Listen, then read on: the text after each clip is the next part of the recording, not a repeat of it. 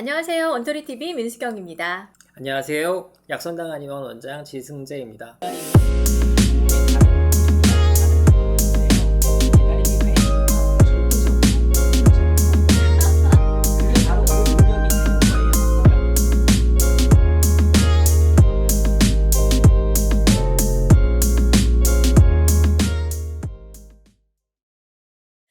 저희가 지난 시간에 네. 이야기했던 아이를 키우는 데 있어서, 네. 육아에 있어서 꼭 5가지는 지킵시다 네. 라는 게 있었거든요. 오늘 네. 이제 그 내용을 네. 전달을 해 주실 거예요. 네네. 네. 자, 첫 번째부터 한번 들어가 보죠. 네. 첫 번째는요. 기다림은 부모의 다른 이름이다 라는 부분인데요. 기다림이 왜 중요한가 한번 생각을 한번 해보면요. 아이들은 모든 게 다 미완성되어 있잖아요. 네네. 감정도 서툴고 그렇잖아요. 그 다음에 어떤 행동을 하는 것도 뭐 이렇게 잡는 것도 어색하고 그리고 뭘 이렇게 해보려고 하는 노력은 막 하는데 잘 안 되는 그렇죠. 경우 있잖아요. 네. 근데 옆에서 보면 막 속 타요. 그죠? 맞아요. 그러니까 뭐 이게 장난감 갖고 잘 못 끼고 이러면 아빠 그냥 확 껴주고 이런 경우 있잖아요. 옷 입을 때도 못 입으면 그렇죠. 단추 못 입으면 다 한번 채워져 채워져 버리고. 버리고. 네. 그걸 참으셔야 돼요. 그게 왜 그러냐면 아이가 어떤 행동을 하려고 할 때 제가 본인의 의지가 가장 중요하다고 말씀드렸어요. 뭘 하려고 하는 열정. 네. 궁금해요, 저게. 그래서 꺼내려고 합니다. 책장에서 어떤 책을 이렇게 꺼내려고 해요. 근데 꺼내려고 하는데 이게 안 꺼내져요. 막 화가 나죠. 그럴 때는 책을 아예 꽉 넣어놓은 경우는 빼기 어른도 힘든 경우 있잖아요. 맞아. 꽉 끼워가지고. 네, 그러면 빼기 쉽게 살짝만 빼주는 거예요. 그때만. 그리고 이게 빼면 그 다음 동작이 이어지고 또 책을 펴는 단계까지 가잖아요. 그쵸? 그러니까 그럴 때만 도와주시고요. 일단 자기가 해보려고 여러 번 시도할 거예요. 근데 그 과정에서 어떻게 착 되는 경우를 발견하면 그 행동을 다음부터는 아주 능숙하게 할 수 있는 상황이 되는 거죠. 근데 그거를 스스로 알았냐, 누가 다 해줬냐에 따라서 달라져요. 숟가락질, 젓가락질 하는 것도요. 사실 어머님들 이게 방이나 식탁 어질러지는 거 싫어갖고 젓가락질 대신해서 넣어주고 숟가락질 네네. 대신해서 넣어주잖아요. 한번 해주기 시작하면 계속 해줘야 돼요. 그런데 조금 지저분해지더라도 아이가 포크 쓰게 하고 수저 쓰게 하고 하는 거 반복하게 하다 보면 본인 기술이 생기거든요. 그러면 능숙하게 하게 되죠. 그 과정, 본인이 체득하고 습득하는 과정을 겪게 하기 위해서 기다려주는 과정이 필요한 것 같아요. 그게 어떤 동작도 그렇고 책 보는 것도 그렇고 감정을 학습하는 것조차도 그런 여러 기다려주는 인고의 과정을 갖다가 겪은 후에 본인 스스로 터득되고 그게 자연스러워지고 능숙해졌을 때 아이가 갖는 행복, 기쁨, 즐거움 이런 그 강도는 누군가 알려줘서 금방 하는 것보다 훨씬 더 크거든요. 그래서 그 즐거움을 느끼게 해주는 게 가장 중요하다고 생각을 합니다. 그래서 어떤 육아에서도 어떤 항목 중에서도 가장 중요한 게 뭐냐라고 하면 기다림. 그게 가장 중요한 요소인 것 같아요. 가장 중요한 요소로 삼고 있습니다. 자, 그러면 이제 두 번째. 네. 그 다음에 두 번째가 대화가 아이의 뇌를 성숙하게 합니다. 그게 어떤 내용이냐면 우리 뇌는 언어로 사고한다라고 말씀을 드렸어요. 그래서 그 단어가 들어가게 되면서 언어를 배우게 됨으로써 그 다른 여러 사고들이 같이 이루어지게 돼 있거든요. 추상적 사고도 그때부터 할 수 있게 되고 기억도 그때부터 생겨요. 그렇기 때문에 말을 통해서 누군가와 대화를 주고받게 되면 뇌가 엄청나게 활성화되는 것이죠. 그래서 아이가 어떤 말을 하고 싶을 때 아이의 말을 잘 경청해주고 그 다음에 적정한 리액션을 해주는 것이 아이들로 하여금 어떤 말을 더 하고 싶어하게 하고 더 즐기게 되고 그 다음 대화를 갖다가 하게 됨으로써 사고력, 창의성 그쪽으로 또 연결될 수 있는 것이죠. 그래서 아이들과 대화를 많이 해주실 수 있으면 좋고요. 단답형 대답보다는 엄마가 다시 왜 그렇게 생각해? 왜 그럴까? 라고 하는 질문을 한 번 더 해주시면 아이가 한 번 더 생각할 수 있는 그 기회를 갖게 되니까 엄마와 아이와 아빠와 아이와의 그 대화가 지속적으로 연결이 될 수 있거든요. 그러니까 저는 간혹 이제 대화 주제가 아이들하고는 아무래도 좀 한정적이다 보니까 가끔 좀 책을 활용할 때도 있거든요. 아주 좋죠. 책 속에 있는 이야기를 가지고 왜 이 방법밖에 없었을까? 엄마 생각엔 이렇게 해도 그렇죠. 좋을 것 같은데 너는 네네네. 어떻게 생각해? 네네. 그럼 아이가 나도 그 방법도 나쁘지 않은 것 같아. 근데 이런 건 어떨까 하고 굉장히 엉뚱한 답을 할 때도 있어요. 맞아요. 이제 그럴 때 이제 아까 말씀하신 물개박수. 네, 그렇죠. 완전 물개박수. 기발하다. 완전. 네, 그래서 막 폭발적으로 음. 해주시면 아이가 그 뿌듯해함을 표현을 또 할 겁니다. 네네. 그래서 거기에 대해서 칭찬을 해주시고 또 아까 말씀하셨듯이 다른 이렇게도 생각해 볼 수 있지 않을까라고 해서 다른 궁금증을 더 불러일으킬 수 있는 형태를 갖다가 제시를 해주시면 아이도 거기에 따라서 또 생각을 또 하거든요. 그러니까 계속 꼬리에 꼬리를 무는 생각을 이어갈 수 있는 그런 질문을 계속 해주시면 좋을 것 같아요. 자, 그러면 이번에 세 번째 핵심 알아보도록 할게요. 아이만의 감정 사전을 만들어라 라는 부분인데요. 그 감정은 어떻게 만들어지나라는 책을 쓴 리사 펠드맨 베럿이라고 하는 뇌신경학자의 말에 의하면 우리가 감정을 배우는 게요. 참 재밌어요. 그러니까 감정을 배울 때는 이렇게 배운다고 합니다. 주변에 벌어지는 상황과 부모님이 말씀해주는 엄마나 아빠가 얘기해주는 어떤 단어가 그 상황하고 물리게 되는 거예요. 아이들은 그렇게밖에 배울 수가 없겠네요. 그렇죠. 제일 빨리 배운 게 그거니까요. 그렇네요. 뭐 예를 들어서 어떤 놀라운 아이가 깜짝 놀랄 수 있는 상황이 됐을 때 우리 누구 놀랬어? 라고 자꾸 반복을 해주면 놀랬어? 놀랬어? 그 소리가 계속 반복해서 들릴 거 아니에요. 어떤 상황에서도 내가 놀랬고 엄마가 놀랬어? 라는 말을 계속 해줄 거 아닙니까? 그래서 그 놀라다라고 하는 그 단어가 머리에 와서 그 상황하고 물린 다음에 딱 붙은 다음에 이제 다시 머릿속에 저장이 되는 것이죠. 그렇겠네요. 예, 내가 느낀 이 지금 감정 상태가 네네. 놀란 거구나. 그래서 그래서 매칭이 되는 거군요. 거죠. 그래서 그걸 갖다가 여러 감정들이 이제 기억이 되는 과정을 겪어요. 네네. 그래서 좋다, 싫다, 기쁘다, 슬프다 이런 감정들이 여러 층차를 가지고 아주 세분화되면서 감정들이 나뉘어지게 되잖아요. 그래서 그 감정들을 갖다가 학습을 하는 거죠. 이거는 평생 동안 이어진다라고 해요. 죽을 때까지. 그러기 때문에 사람마다 감정 사전은 다 다를 겁니다.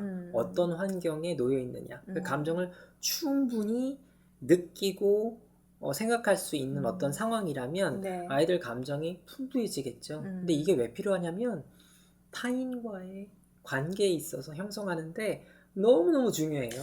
그럴 것 같아요. 그 감정 상태가 무엇인지를 알아야 상대방의 감정도 그렇죠. 읽어낼 거 아니에요. 맞습니다. 그거예요. 딱 그게 아이들의 사회성을 상당히 풍부하게 할 수 있는 완전 중요한 내 자산인 거거든요. 그래서 그 자산을 얼마나 키울 수 있느냐 여부는 부모님이 어떻게 반응해 주시느냐에 따라 너무나 달라져요. 원장님, 제가 이런 네네. 일이 있었어요. 저 아는 엄마가 네네. 아이가 이제 길을 가다가 이제 아장아장 걷는 아이인데 넘어진 거예요. 그럼 이제 보통의 엄마들이 이제 무릎이 이렇게 피가 살짝 고였으니까 아플 거 아니에요. 아프죠. 그래서 너무 아프겠다. 괜찮아. 집에 가서 약 바르면 괜찮을 거야. 네네. 많이 아팠지. 이럴 네네. 거라고 생각을 했는데 네네. 갑자기 아이가 딱 넘어지니까 팔짱을 딱 끼더니 일어나. 원래 인생은 혼자 힘으로 하는 거야. 이렇게 반응을 해서 너무 놀란 거예요. 네네네. 그때 제가 들었던 생각이 네네. 아이는 자기의 감정 상태가 지금 위로를 받고 싶은 상태일 그렇죠. 텐데 위로죠. 네. 위로를 받지 못한 저 아이의 마음은 어떨까와 그렇죠. 동시에 다른 누군가가 힘들 때 저 아이도 저렇게 반응을 보이면 어떡하지? 그렇죠. 라는 맞습니다. 생각이 들었거든요. 바로 그거예요. 배우는 겁니다. 이 감정에서는 이렇게 행동하는구나 라는 것을 부모님으로부터 배우는 거예요. 사회에 나가서도 아마 그렇게 행동할 가능성이 높습니다. 그게 반복됐다면. 그러면 사회에서 그런 행동을 하는 사람과 옆에 같이 있고 싶어 하겠느냐는 것이죠. 그래서 부모님들의 어떤 마음 상태나 이런 감정을 아이의 감정을 받아주는 그 상태가 어떠느냐에 따라 아이가 따뜻한 아이가 될 수도 있고요. 좀 냉정하고 차가운 아이가 될 수도 있거든요. 다른 사람을 전혀 읽어내지 못하는. 그렇죠. 타인의 감정을 읽어낼 수 없는, 읽어내지 못하는 그런 사람으로 자랄 가능성이 큽니다. 자, 이번에는 네 번째 알아보도록 네. 하겠습니다. 체력은 궁극의 힘이다 라고 하는 부분인데요. 여기 체력은 국력이다 라고 표현을 하는데 그 궁자가 뭐냐면 체력만큼 중요한 건 없다는 의미고, 운동을 자주 하고 열심히 하고 능숙하게 함으로써 뇌가 따라서 발달을 하고 그게 사고력, 인지 능력, 네. 그다음에 창의력까지도 그게 이어질 수 있는 부분이기 때문에 육아할 때는 운동을 아주 그 습관처럼 해서 전문가 영역 정도의 실력까지도 키울 수 있도록 받침을 해주시는 게 중요하다는 부분이에요. 아이들이 처음에는 엄청나게 많이 움직이죠. 걷기 그렇죠. 시작하고 그다음 뭔가 잡고 일어나고 기고 잡고 일어나고 뛰어다니고 그다음에 날아다니죠. 그다음에 막 그 남자애들 같은 경우는 막 이렇게 막 뛰어내리고 공간 이동하는 것 공간이동 같아요. 그렇죠. 네. 그렇게 많이 하게 함으로써 아이들이 어떤 인지 능력을 내 몸을 갖다가 어떻게 움직이는가를 갖다가 터득하게 되거든요. 네. 근데 중요한 게 있어요. 이게 우리 몸의 평형기관, 평형감각 이런 감각들을 통합하는 곳이 내 외부에서 안으로 들어오는 어떤 정보들을 갖다가 집적할 수 있는 토대가 돼요. 그게 무슨 얘기냐면 후두종엽이라고 하는 부위가 있는데요. 이게 공간지각 능력하고 연관이 돼 있거든요. 그래서 입체적인 감각을 갖다가 통합을 하는데요. 이게 요 부위가 모든 그 지식 정보를 갖다가 통합할 수 있는 그 어떤 바탕이 됩니다. 요 부위가 아인슈타인이 다른 그 일반적인 사람들의 뇌보다 이게 부위가 넓은 부위였다는 그 기록이 있는데요. 입체적인 사고를 할 수 있는 그 바탕이 되는 곳이에요. 그래서 이쪽이 발달되어 있는 사람들이 통합적인 사고력, 그 다음에 공간적인 사고력을 갖다가 할 수 있는 근데 이 부분이 어떤 평형 감각이나 어떤 전체적인 균형 감각하고 연관이 되어 있거든요. 그래서 우리 몸을 갖다가 잘 활용하는 운동을 갖다가 여러 능숙하게 하면서 가질 수 있는 어떤 평형 감각이 발달된 아이들이 발달되고 그게 창의력이나 이쪽으로 연결될 수 있다라고 하는 것을 아셨으면 좋겠고, 그래서 운동은 항상 습관처럼 반복해서 지구력 있게 하는 게 중요합니다. 자, 그러면 이번에는 저희가 마지막 5번째 핵심이에요. 네. 부모님들과 엄마와의 관계에서 그러니까 밀고 당기는 밀당이 사회성의 기본입니다. 밀당. 그게 어떤 의미냐면 아이들이 엄마하고 하여튼 사회적 관계를 맺는 첫 번째 대상이 엄마잖아요. 그렇죠. 네, 그렇기 때문에 밀고 당기는 그 장난을 쳐요. 그러니까 엄마가 수용해주는 부분이 있거든요. 한없이 받아주기도 하고 어떨 때는 탁 끊어주기도 하고 하면서 아이가 타인과의 관계에서 얼만큼이 허용되고 얼만큼이 허용되지 않는가를 갖다 거기서 조절하기 시작을 해요. 그렇기 때문에 밀당을 많이 한 아이들이 친구들과의 교류, 선생님들과의 교류, 그 다음에 하여튼 내 밖에 어떤 만나는 누군가의 교류에서 많이 하면 할수록 선점할 수 있죠. 그 어떻게 관계를 보면 잘 유지하고요.